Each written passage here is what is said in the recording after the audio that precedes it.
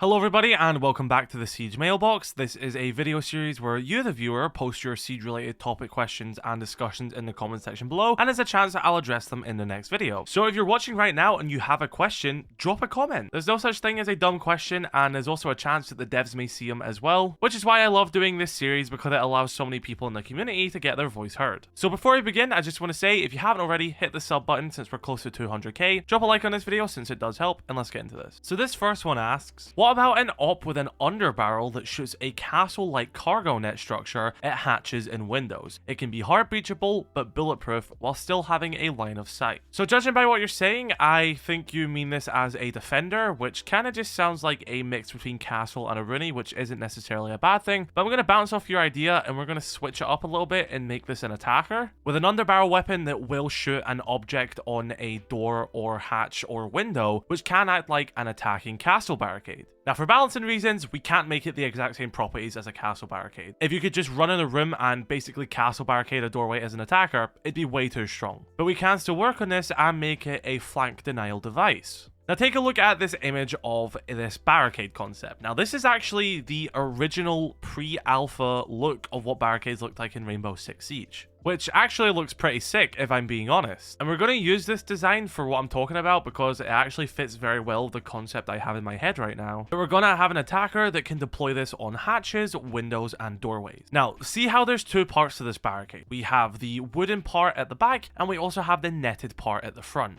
If a attacker deploys this on a doorway, you can still shoot through it like any other barricade. It can still be punched like any other barricade. It will have the same breakable wooden properties as the barricade. However, the netted part at the front will not be destroyed alongside the wooden part. So although the wooden part is gone and you can see through it easier, this netted part will still be there. Now that means if a defender wants to walk through this doorway, they have to deal with this net. So let's say if you try and walk through a doorway with a net on it acts similar to how barbed wire would affect an attacker, slowing them down and maybe even giving away an audio cue as well. Or if you want to completely bypass this, you can bring an explosive which will also destroy the net as well. So I think taking this concept of a barricade and splitting it into two parts, the standard wooden barricade bit and this netted bit, and having each of them separately destructible and serving their own purpose. The latest operator Scopos kind of acts like this. Think of the idle shell, for example. You have the physical robot and you have the shield it deploys. The shield grants protection to the robot behind it. Well, you can actually destroy the shield that the robot has, but the idle robot can still be alive even if the shield is destroyed. Although they complement one another and help each other succeed, you don't need the shield for the robot to still be alive. It just helps extend the life cycle of the robot itself. The same thing could be done with this attacking barricade. The wooden part can be destroyed separately from the netted part and vice versa. The netted part provides the flank watch and sort of trap aspect of it, and the wooden part simply provides the visual cover. Neither of them are bulletproof and coexist. And remember, this could also be placed on windows for jump outs, for example, as well as hatches to stop people from dropping them. I imagine meleeing them could sort of be a counter as a way to sort of cut it down, but it will start to give sound cues when you're meleeing them and stuff like that. And it will probably take, I don't know, 5 or 6 melee hits with a knife to destroy it. Or we could have these clips at the top or bottom when, if shot, will start to dismantle the net and allow you to go through. I actually kind of like something similar to when shields bash through a barricade. You could sort of have your operator bashing through this net,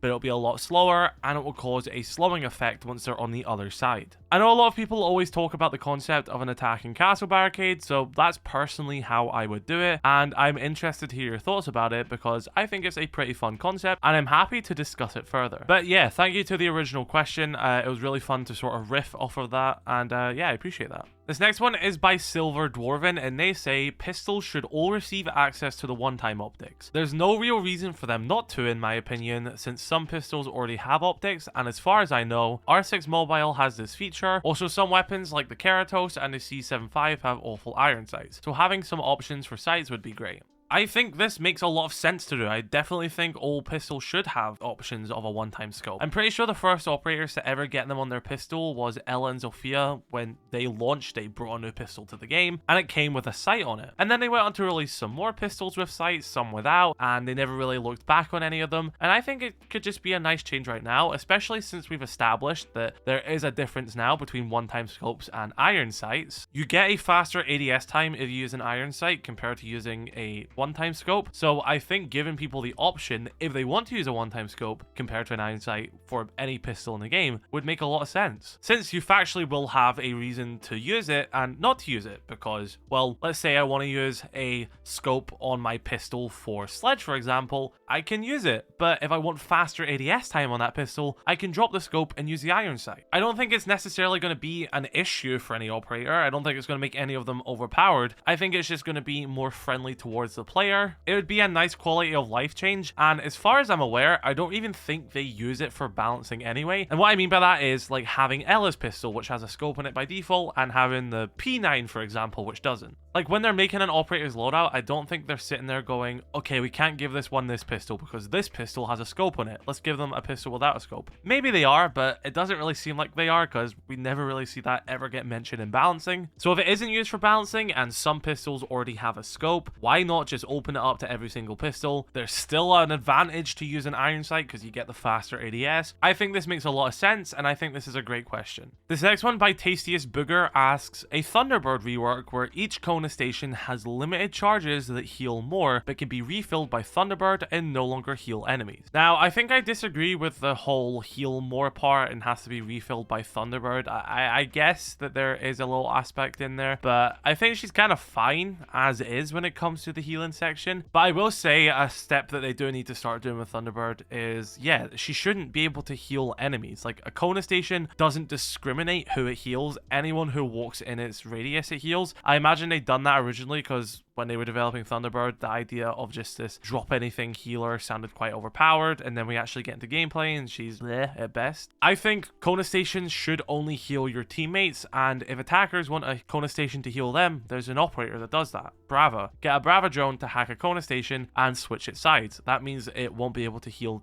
defenders anymore, and it will start healing attackers. Because if you hack a Kona station right now, it just destroys it and causes it to blow up. I just think the fact that like you not being able to prevent attackers from using your Kona stations, like if you have them on site and then attack gets site control and everything and they can just heal themselves fully up, I don't know, it's just one of those things that kind of lead to a lot of people seeing Thunderbird as pretty bad. So I think having Kona stations only heal defenders unless hacked by Brava should just be a thing that happens. The whole thing of it healing absolutely anyone who steps in its radius kind of sounds cool, but it kind of just led to Thunderbird being a bit more of an annoying operator rather than a cool interaction, if that makes sense. Because at least if you leave rook armor in sight, attackers have to go and pick the rook armor up, which causes them to put their guns away and stuff like that. So there's a little bit of a risk reward there. But with a Kona station, the moment they get sight, they can just heal themselves. So I think it will remove a lot of the issues that Thunderbird currently has, but maybe you may disagree with that, and I think that's fine. This next one is by Space, and they say, I really feel like Twitch needs some type of rework or buff. I feel like she's kind of in the same spot as Sledge, where she's just super outclassed by Brava, or even Flores kinda. What changes would you do? I kind of disagree with you here. I think Brava and Twitch coexist perfectly fine. Twitch has the unlimited radius of how far she can zap. Brava has to get up close and personal. Twitch completely removes that gadget, and Brava does make it an attacking gadget, yes, which is albeit a better thing than destroying it, but the payoff of a Twitch and the risk of a Twitch, it sort of evens each other out, you know what I mean? Like Brava's like high risk, high reward, and I'd say Twitch is medium risk, high reward. So a lot of the times it's actually quite easier and cleaner to do it with a Twitch because she has the better distance, her charges reload, you don't have to wait for a hack or anything, you just instantly zap something. But then with Brava, you only have 3 per drone, it takes longer to hack, but then you have the reward of attackers having that gadget now. And now maybe this is stemming from me loving Brava as an operator and maybe wanting her to actually get a little bit of a buff, because I feel like her hacking just takes way too long. But I honestly think Twitch is fine as is. If anything, I'd focus on maybe improving the F2 a little bit, because it just seems like a majority of the player base cannot really control that weapon, which you may say is a skill issue, but I think it kind of comes down to how fundamentally bad they've balanced that weapon, and I compare it to the issues it had with the Ellis Scorpion. So I just think they should make the F2 a bit more controllable for the majority of the player base. But on top of that as well, it's not like she has terrible weapons. The 417 is a great DMR as well. I think Twitch is fine. I think she's fine. I think her and Brava coexist perfectly fine. They do similar but separate jobs. I don't think she needs changes. This next one is by Zachary, and he says, should Siege go back to a more grounded and realistic setting, with gadgets focused more on realism? Or should we stay where we are with increasingly experimental and futuristic gadgets for the sake of gameplay? Now, I won't deny that gadgets over the years have, yes, definitely gotten more futuristic. I don't think that's a bad thing. I think stuff should always be allowed to evolve, and if we keep ourselves in a small grouping of stuff, we can't really see the full potential. But as crazy as may sound, there isn't really a gadget in Rainbow Six Siege which is insanely far-fetched from reality. Even from the base operators, the design philosophy of Rainbow Six Siege has been, we're going to take something which exists, and then we're going to add a little bit of a stretch of imagination. Thatcher is a perfect example of that. An EMP grenade does not exist in real life. You can do stuff which does cause a similar effect to an EMP, but you can't condense that to something in your pocket, and even then, that is technology and something on a military front which we just aren't at yet. Like, a nuclear explosion can cause an EMP effect to happen, and militaries have looked in other ways, and I think they are somewhat developing ways to do that without a nuclear effect. If they've gotten further than that, someone tell me. I don't keep up with the stuff, but you know, a pocket-sized EMP that someone can just twist on and throw out their pocket isn't technically realistic, but they're taking something realistic, such as the electromagnetic pulse, which is a real thing, and then using a stretch of imagination to turn it into this counter-terrorism unit, world-class organization's gadget with Thatcher's EMP. So some people will look at Scopos and be like, well, she has 2 robots. Rainbow Six Siege is going too futuristic, it's going too far, blah, blah, blah, blah, blah. But when you actually look at it, even the concept of her robots are actually a bit more realistic than Thatcher's EMPs are, because you look at dynamic robots right now, look at Boston Dynamics, their robot movements are absolutely insane. Using the philosophy that they've always used for making operators since Rainbow Six Siege first came out, is it far-fetched to assume that you can take a robot like this, use a bit of the imagination, and get to the robots in which Scopos uses? So to honestly answer your question, the game never got unrealistic. They've kept the same gadget and operator design since they've kept from the start. Now, in a sense of, yes, it has deviated from a lot of the core gadgets which we've had, such, you know, people like to compare it to this Sledge, you know, Sledge was a man with a sledgehammer, and now we have like robots and stuff like that. But it's like, is that a bad thing? Did you want every operator to have a sledgehammer, for example? Those things can coexist, and they do coexist in real life right now. You have robots, and you have sledgehammers, and both have their use. I don't think one existing is necessarily bad or comparable to the other one, if that makes sense. So I just think at the end of the day, a lot of people might misinterpret a lot of gadgets what we're getting as being, this could never happen, this is unrealistic, the game's going too futuristic, when in reality, that's sort of always been the philosophy of the game, and there's actually a lot of realism in every single gadget, because they do actually put effort into at least making it somewhat believable. They always explain that at the reveals. When they're revealing the gadgets, they say, this is how this works, this is why this works, blah, blah, blah. So in reference to the original question, I don't think they've gone necessarily futuristic, but I do agree that they have went into the more experimental side of it, which I think is definitely a really good and interesting thing, which can lead us to more interesting stuff. You know, they didn't give us an operator that teleports, because that is baseline, unrealistic, crazy. But they gave us an operator who controls 2 robots and you can switch between them. That's their explanation of teleportation in Rainbow Six Siege, and that is a realistic thing you can do. You can control 2 robots. Robots are not unrealistic in 2024. It makes Scopos actually a very realistic character. So I think as long as they keep putting effort into actually trying to at least make something believable, which they have been, I don't think there's going to be an issue. I think it's quite cool to go into this experimental side of Siege and its gadgets. This next question is by Jing, and they ask, should Siege get a 6v6 mode, or would it be chaotic or dysfunctional?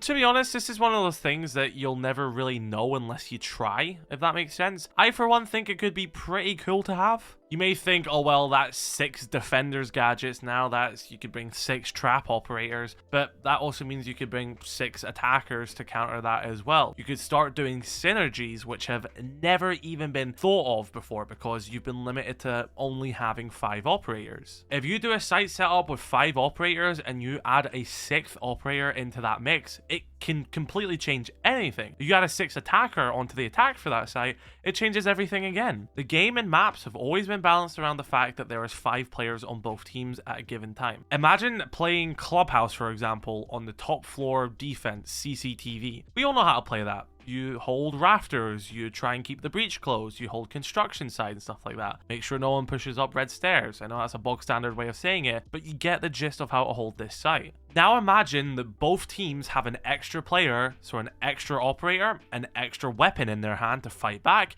and an extra gadget to throw into the mix. You're going to see gadget synergy like you've never seen it before. I definitely think a 6v6 mode could be very cool, and at the end of the day, the game's called Rainbow Six. Having 6v6 just feels like it's natural. But it will never be one of those things we truly know until we try. And heck, I'm even thinking of like a 10v10 mode one day. You know, that would suck for balancing and competitiveness. But just imagine 10 attackers versus 10 defenders.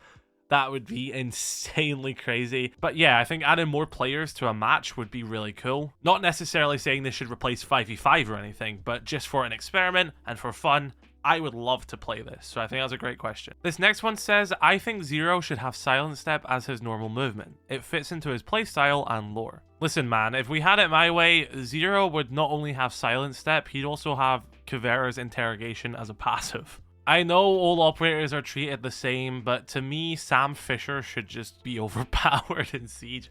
I'm only kind of joking here, but I'm also kind of not. Like, I like his gadget and everything, but I do kind of wish we had like a version of Sam, or maybe we had like night maps back or something like that, where you could just throw in some echelon goggles, go Silent Step, and like interrogate and everything. It could be still something that they do in the future, maybe, if we get like night maps back or something like that, but even then, I doubt it will change much. But I think Silent Step would be really cool for Sam. I actually think that interrogation would be sick as well. But that's just me being a little fanboy of Sam Fisher right there and not actually looking at the game as a whole. But I think it'd be cool. And so everyone, that is going to do it for this episode of the Siege Mailbox. Be sure to let me know your thoughts in the comment section below and drop your questions for the next episodes. Drop a like on this video if you did enjoy. Subscribe if you're new. I shall catch you all later. I love you all. Stay safe.